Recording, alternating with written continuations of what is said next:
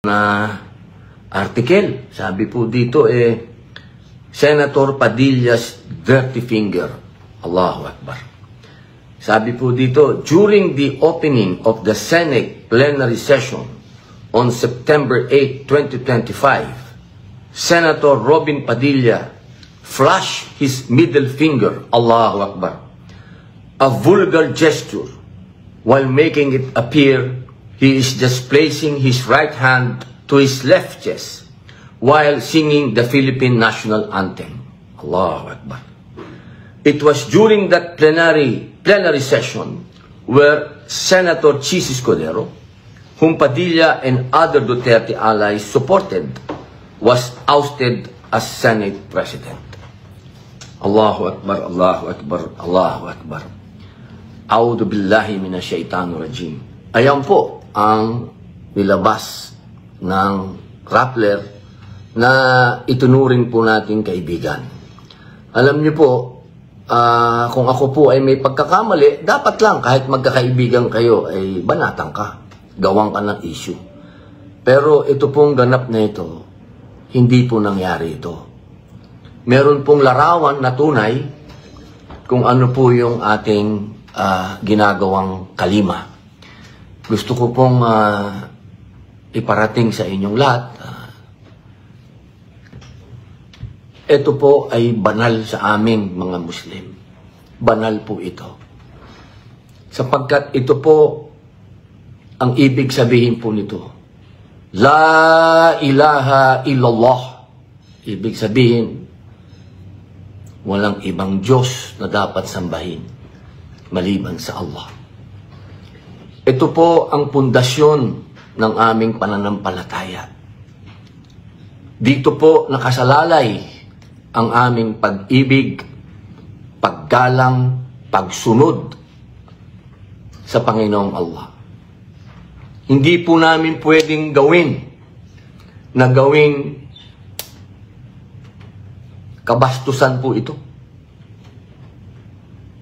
Magpapakamatay na lang po ako kung gagawin ko yun.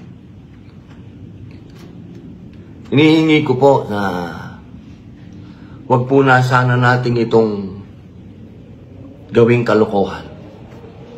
Dahil ito po ang pundasyon ng lahat ng pananampalataya ng Muslim. Ibig pong sabihin po nito, pag nilagay namin dito, Diyos ang una. Panginoong Allah ang una sa lahat. Kaya po, pag kumakanta po ng lupang hinirang, kaya po yan nakalagay dito. Tunay na mahal namin ang bansang Pilipinas. Tunay po yan. Pero una, ang Panginoong Allah. Iyan po ay mababasa din po natin yan sa konstitusyon natin. Una, ang Panginoong Diyos. Kaya sana, mga kaibigan ko sa Rappler, wag naman ganyan.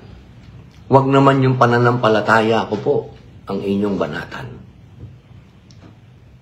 Hindi ko naman po kayo pinipigilan kung meron po akong ginawang pagkakamali.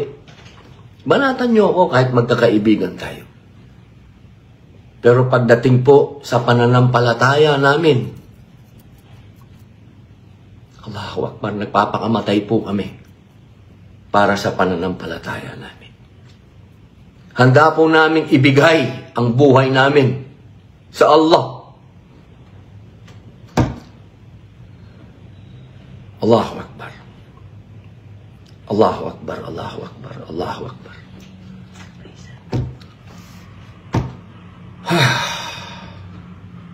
Nasaan yung picture ng... Ito to, ito yung original. Tapos... Ito po, hindi ito, yung mahaba ang suot to. Yung isa. Mahaba ang... Ano. Ito. Ito po yung original. Ayan po. Makikita nyo po. Wala po akong ginawang pambabastos sa religion namin. At wala din po akong ginawang pambabastos sa ating watawat. Wala po.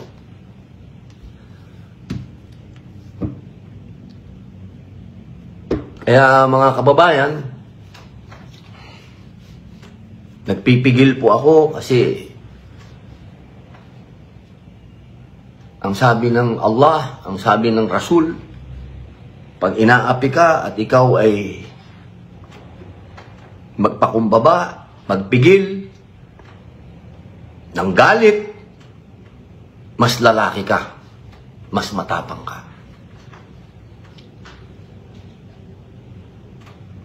Hindi ko po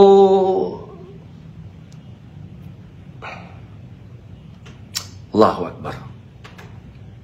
Allahu Akbar. Assalamualaikum. Yun lang po ang masasabi ko. Assalamualaikum. Sumayin niyo po ang kapayapaan. Humihingi po ako sa mga kababayan natin na naligaw nito. Na naligaw ng fake news na ito. Sa fake news article na ito. Sa lahat po sa inyong lahat. Hinihingi ko po sa inyo na wag po kayong maniwala na gagawin ko po ito. Magpapakamatay na lang po ako. Hindi ko po yan magagawa. Allahu Akbar. Marami po ang nagsasabi sa akin na magdemanda. Magdemanda ako. Ay mababawasan po ako ng reward. Ipagpapasa Diyos ko po ito. Dahil sa aming pananampalataya, ang ibibigay mo sa Allah, siya po ang magbigay sa akin ng gantimpala at bahala na po sa inyo ang Allah. Yun lamang po. Assalamualaikum warahmatullahi wabarakatuh.